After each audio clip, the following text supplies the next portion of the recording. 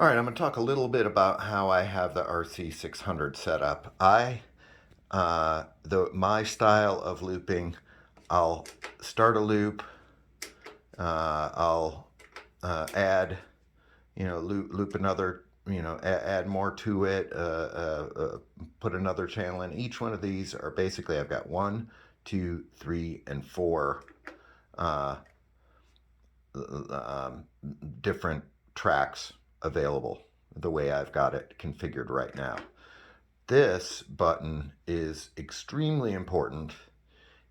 When it is red, the vocal mic is not going into the looper. When it's not red, the vocal mic is going into the looper. And you can see this the way I have it configured by going in here, and you can see when this mic in is muted, this mic goes into the looper. This mic just passes through. So that's how I can record the instruments without recording vocal. So I just run one, I split the mic that's coming in, and it goes into these two channels. And when I want to record the vocal, I go like that. When I want to record into the loop, and when I want to just record instruments, I mute that mic. So that's how I have that working. That way you don't need to have two mics. You can have one mic and you just run it into two channels. And I actually just have a splitter. So I run a splitter and I run the same thing into two different channels. You can see when I'm looping, I've got the input level set lower because I'm usually building a multi-part backup vocal. So you don't want it to be quite as loud as the main mic. So the other thing, I have switches down here that are used for different things. This is my all stop for the RC600. This is a clear for the RC600. I like to have this here because sometimes when I'm starting a loop, I mess it up and then I just want to clear it. I have one program, and that's the only program I ever use, this one right here. So that's just my style. So this layout stays the same for everything. It's 4 tracks, and it's just record, play, and stop. 1, 2, 3, and 4. So as I said, I have all stop. I've got clear. This turns on the harmony for the Voice Live 3. So these two are hooked up to the Voice Live 3. This also turns the chorus effect on. I find it's nice to set up. I've got I have a nice clean sound here.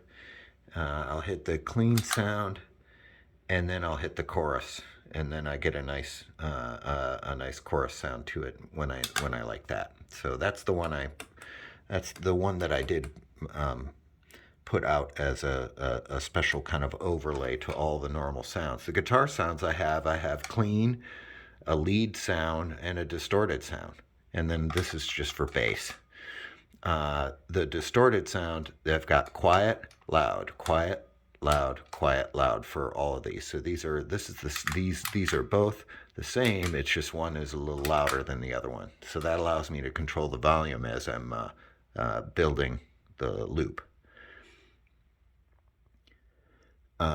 So controller-wise, controlling the RC600, I do it from, I have 2 of these MIDI controllers, and they're set up to do different things. This one is by the keyboards, and I use this to control the looper while I'm playing keys and drums. So you can see basically the buttons that I have configured on here are to play 2 and 3, 1 and 3, 1 and 2. I've got mute all. This just mutes everything. So if we go over to the menu, go to the mixer, I wonder if it'll even, no, it won't even show on here. There we go. I bet you can see it change in one of these. Yeah, see, it changes. When I press that, it changes the loop out. Basically mutes the loop. And so that's why I have that MIDI in the MIDI. I have a couple other switches that do, this turns on a low pass filter and also turns on a kind of echoey effect, the vocal. This does probably about 5 steps. I use it for a specific song. It does a bunch of, turns on a bunch of tracks and turns on effects and different things.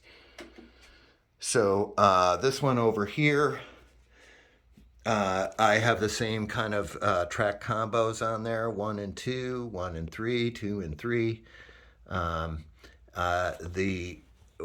What I've done here is, you can see I've got this one that controls the octaver.